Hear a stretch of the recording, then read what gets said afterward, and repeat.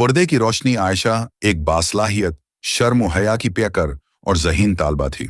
उसकी मालूमात उसकी तारीफ करते न थकती थीं, मगर कॉलेज के आज़ादाना और मगरबी तर्ज पर कायम माहौल उसे अक्सर सोच में डाल देती कि यकीना ये सब इस्लाम का नहीं, गैर इस्लामी कल्चर है।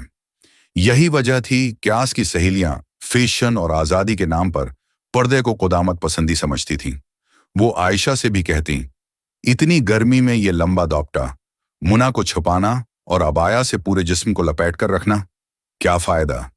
आयशा मुस्कुराकर खामोश हो जाती, मगर उसके दिल में एक मजबूत यकीन था। उसे अपनी माँ की बातें याद आती। बेटी, पर्दा तुम्हारी कमजोरी नहीं, तुम्हारी पहचान और हिफाजत है और इस्लाम की तालीमात में से है।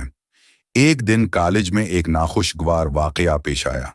आयशा की एक करीबी सहेली को चंद लड़कों की नाजीबा बातों का सामना करना पड़ा और मामला इज्जत को दागदार करने तक पहुंच गया। वो रो रही थी और खुफजदा भी।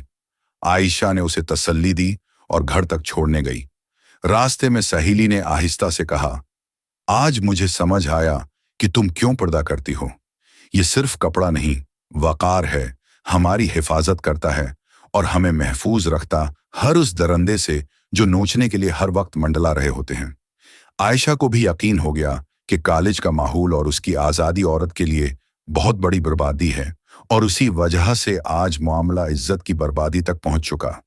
दोनों ने उसी दिन कॉलेज को खैर बाद कह दिया और घर में रहकर घरदारी सीखने पर तौजह देना शुरू कर दी। कुछ दिन बाद वही सहेली भी सादा लबास और बावकार अंदाज अपनाए नजर आने लगी। उसने आयशा से कहा, पर्दा ने मुझे खुद एतमादी दी है, अब मैं खुद को महफूज और बाइज्जत महसूस करती हूँ। आयशा ने दिल ही दिल में अल्लाह का शुक्र अदा किया। उसे यकीन हो गया था कि शरई पर्दा सिर्फ आंखों से ओझल होना नहीं, बल्कि किरदार की बुलंदी और रूह की पाकीज़गी है। ये औरत को महदूद नहीं करता, बल्कि उसे इज्जत, सुकून और पहचान अता करता है।